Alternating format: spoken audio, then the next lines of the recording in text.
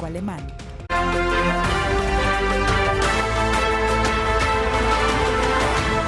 Le adelantaba al inicio de esta emisión que era muy importante, o es muy importante saber a qué nos referimos en cuanto a las cepas del COVID-19, del coronavirus. ¿Cuántas hay? ¿Qué implicaciones tiene esta circulación de las mismas? Y para tal efecto me da mucho gusto saludar, como le comentaba, al químico Sergio Salazar Lozano, director ejecutivo de Grupo Lister. Químico, ¿cómo está? Muy buenos días. Bien, gracias. Buenos días. Aquí, en este espacio que amablemente me prestan para compartir con ustedes pues alguna información. Todo lo contrario, que creo que es importante, porque a veces se tiene mucho desconocimiento en cuanto a algunos temas. Y yo creo que lo primero que le preguntaría, tal vez resulte muy obvio mi cuestionamiento, pero para a la gente que nos escucha en este momento, ¿qué es una cepa? Claro. Mira, fíjate, en este caso vamos a hablar propiamente de los virus. Los virus, para empezar, me gustaría rápido mencionar, son un sistema biológico, ¿sí? Y lo defino, o al menos me refiero a ellos de este modo, porque existe cierto debate, ¿verdad?, entre si están vivos o no están vivos los virus, por ejemplo, si son seres vivos o no lo son, ¿verdad? Y esto tiene que ver un poco con el hecho de que no poseen un metabolismo propio y algunas cosas así, pero sí son un sistema biológico en cuanto que están compuestos, digamos, contienen un material genético que en el caso muy particular del SARS-CoV-2 es RNA, ácido ribonucleico, ¿verdad?, en donde viene codificada la información para hacer copias de sí mismo, ¿sí? Entonces, básicamente, el virus es un parásito, ¿verdad?, minúsculo, intracelular, que lo único que está buscando es replicarse, es hacer copias de él mismo. Entonces, obviamente, al hacer copias, este proceso es un proceso natural, no es un proceso que se lleve a cabo en la perfección, porque eso no existe. Entonces, pues con el paso del tiempo, conforme se van replicando este virus, pues su polimerasa, que es la enzima que se encarga de hacer las copias, pues de vez en cuando va a cometer algún error, ¿verdad? Y va a cambiar un nucleótido por otro. Y bueno, a esto lo llamamos mutación, ¿sí? Okay. Ahora, estrictamente hablando, una variante, por ejemplo, es cualquier mutación, aunque solo sea una, ¿verdad?, que diferencie a un virus de otro, ya lo convierte en una variante, ¿sí?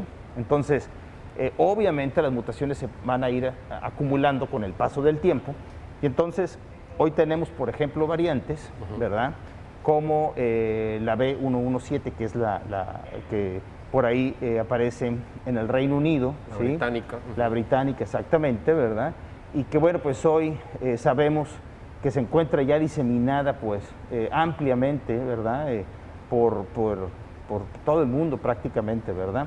Es una variante que al virus le confiere, tiene un buen número de mutaciones o algunas mutaciones con respecto a las primeras cepas que se secuenciaron en China, en Wuhan, ¿verdad? Y entonces, si no me equivoco, son 17 mutaciones que tiene la B117, 9 de las cuales, también estos de memoria, 9 de las cuales están en la proteína S. Ahora, perdón, que como va a regresar, de la B117 sí, hay 17 mutaciones. Hay 17 con respecto a las primeras secuencias que de los virus de Wuhan, digamos los virus originales, vamos a llamarle así, ¿no? Entonces, esto es importante en el caso de la proteína S, ¿sí? La parte de la secuencia del genoma que codifica para esa, es decir, la parte de su genoma que se encarga de ser utilizada para producir la proteína S, ahí hay algunas mutaciones, ¿sí? Entonces, y esto es importante porque la proteína S es la que interactúa con la enzima convertidora de angiotensina 2, con el receptor humano, ¿sí? Entonces es cuando ese y el receptor humano se unen, ¿sí? Es cuando el virus, digamos, que se ancla a la célula, y es el primer paso para que el virus pueda infectar la célula, ¿sí? Entonces la proteína S, el sistema inmune lo que hace es que genera anticuerpos, el sistema inmune, el brazo humoral, que se van a pegar a la proteína S. Una vez que un anticuerpo se pega a la proteína S, esta ya no se puede unir al receptor. A eso se le llama anticuerpo neutralizante. ¿Por qué? Porque al unirse ya hay aquí una masa del anticuerpo que no permite, que hay algo que no lo estamos viendo, pero es el anticuerpo, que no deja que llegue, ¿verdad? Obviamente a unirse a la enzima convertidora de angiotensina 2. Entonces, eso evita de manera eficiente que el virus siga infectando nuevas células, ¿sí? Y a ese anticuerpo le llamamos anticuerpo neutralizante porque neutraliza al virus en ese sentido, ¿sí? Solamente los anticuerpos dirigidos a la proteína S son neutralizantes, solamente esos, ¿sí? Hay anticuerpos que se pueden y que de hecho se producen contra otras proteínas del virus, pero no son neutralizantes. Los anticuerpos eficientes son estos. Entonces, cualquier mutación que se dé en ese preocupa primero porque, sobre todo si se fija por selección natural, es decir, esto quiere decir que de alguna manera que le confiere a esa variante ventajas con respecto a la original, ya sea que se pega de manera más eficiente o que evade, en este caso, al sistema inmune. Es decir, ¿qué riesgo tenemos con estas variantes que, por ejemplo, acumulan mutaciones en ese? Uno de los riesgos que tenemos es que quienes ya tuvimos COVID-19, por ejemplo, podamos volver a infectarnos, pero ahora con una variante distinta que tiene algunas mutaciones que tal vez vuelva nuestra inmunidad menos eficiente contra estos. O sea, que los anticuerpos que generaste, así es, perdón la expresión, no lo jalen igual. Exacto, no sean igual de buenos ahora, ¿verdad? Para esta nueva variante. Entonces, este es un riesgo con las variantes y ya lo estamos viendo en el caso de las vacunas. Hay por ahí una variante importante en Sudáfrica, ¿verdad?, que ha surgido.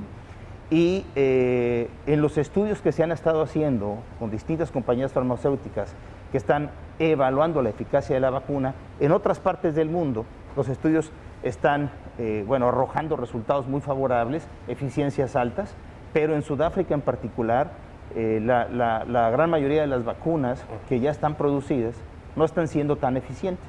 Químico, quisiera una hora más. Sí.